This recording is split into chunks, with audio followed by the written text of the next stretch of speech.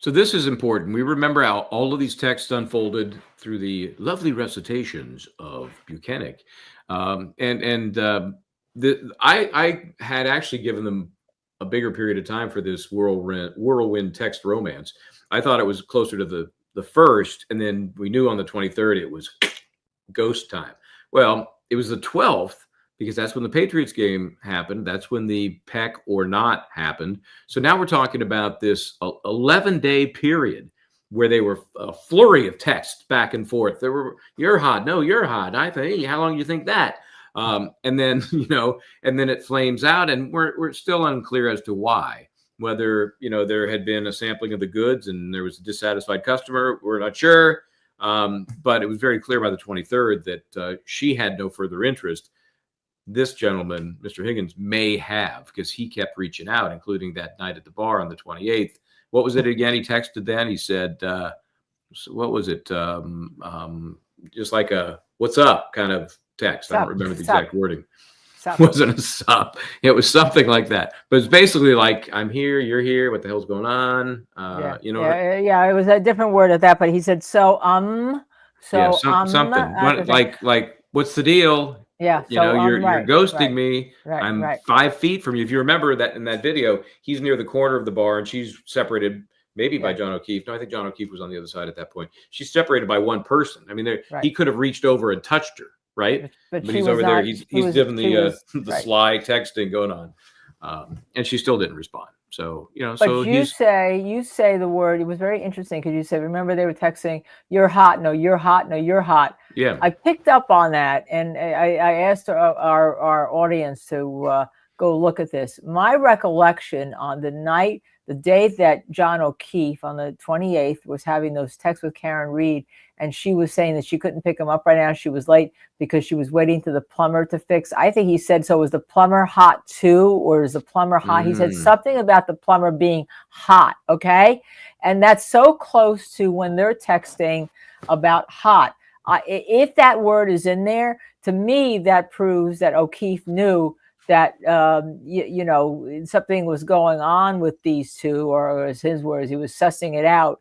And she even mentioned something about, he kept asking about the walk to the car, that John O'Keefe walked to the car. But the word hot, you don't normally say that about a plumber. Is the plumber hot? I don't know. People have fantasies. I don't know. Is the plumber hot too, or something like that? Yeah, but you guys can go check it.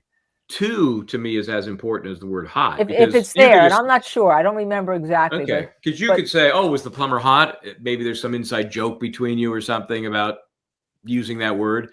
But if you say hot too, it suggests that he knows that she has labeled somebody else hot.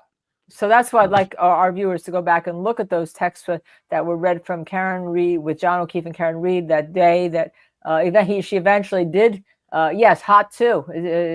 Yes, plumber hot too. O'Keefe did text that. So my recollection was right.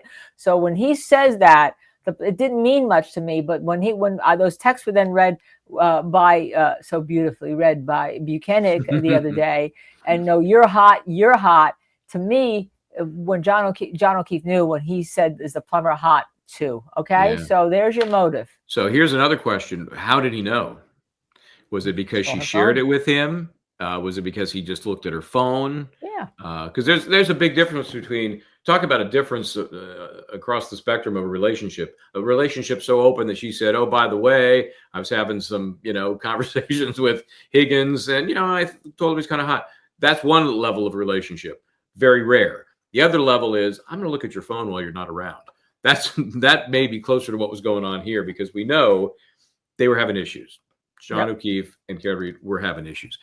Geniality says, I would describe it as more than friends. That description by him is insight on how he felt about her. Yeah, that's usually the way, I won't say jilted, because I don't think they got to the point where you could be jilted. But if you've been kind of shunned and given the cold shoulder, you always think that it's more than it might really be in her mind. By the way, I agree, Geniality. Yeah. That's great. Scott did answer. I didn't feel like arguing with the court official today in Worcester, Massachusetts, so I went across the street. I was on the glare and trying to learn what was going on with Aiden. I was not cited. Okay.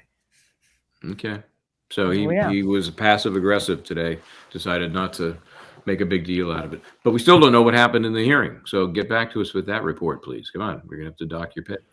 Okay, are you directing me to the 23rd? I'm directing you to the last page. Just look at everything on it and tell me if that refreshes your recollection. This is the last substantive text about you and Karen before your well. Yes, it'd be the 23rd at 9:40. Okay. Yes. Thank you. So it was 9 days of texting between the two of you, correct? I believe so, yes. And aside from the kiss goodbye, you two never had any sort of physical contact with one another. Do you mean intimate when you say physical? Correct. Yes. I'm not talking about shaking her hand, Mr. Higgins. Well, I want to answer your question truthfully. I would like you to too. You didn't have any physical intimate contact with Ms. Reed, correct? No, I did not. There was no other hugs or kisses or certainly no sex. No. And when she said, I'm glad you came over tonight, in one of those texts that you just read a few minutes ago, she was referring to the Patriots game with John there and a big crowd there, correct? Yes. Over the course of that week or so, Ms. Reed did explain her feelings about her relationship with Mr. O'Keefe, correct? In text messages. During the pendency of our communication, she did express, right. Yes. And she indicated that there's a difference between being married to someone and dating someone, et cetera. We saw those texts. Is that right? Yes. She also indicated that in terms of the situation in Aruba, she was upset by that, but it's not that big a deal, correct? It was clear to me she was upset. And she said, I don't care too much about that other girl, right? Well, at least that's what she said in text, yes. That's what I'm asking you. Is that what she said in text, Mr. Higgins? It's not a trick question. That's what she said in text. Right. She said something along the lines of, I'm just trying to be realistic. There's cracks in the relationship. It's far from perfect. Is that right? I think that's something she texted. All right. And you'll agree that during the course of these texts, you were constantly asking for clarity and explanation from her. Were you not? During our communication, I did ask for clarity. Many times. Yes. You saw it, correct? Yes. And she pretty much wouldn't answer you, correct? She was non-committal, I would say. Which is why you were saying in your texts, why won't you answer the question? And she would parry and not answer that one either, correct? Well, I didn't want to be stuck in the middle of anything. That's not my question. I'm asking you whether or not she would answer your question about clarity specifically. She avoided questions about text. Right. And that was frustrating because you were very interested in her romantically at that point, correct? I was attracted to her. I don't know that I would say very interested in her. You texted things like, why did you get my number and reach out? That's a quote from the text we just read, correct? I did ask that, yes. You said, now what? Is that right? Yes. You texted, so now what? Correct? Yes. You texted, I would hang out, meaning with you. Yes. Correct? You were showing interest in her. Yes. You're showing romantic interest in her. I wouldn't say it was romantic. I was trying to vet it out. Well, you weren't seeing if she wanted to go see a ball game with you as a buddy, right? Not really, no. No, you were showing romantic interest in her, weren't you?